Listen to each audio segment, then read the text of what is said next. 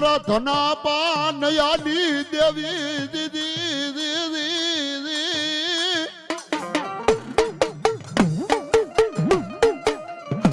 હમણાં થોડીક વાર પેલા મેં કીધું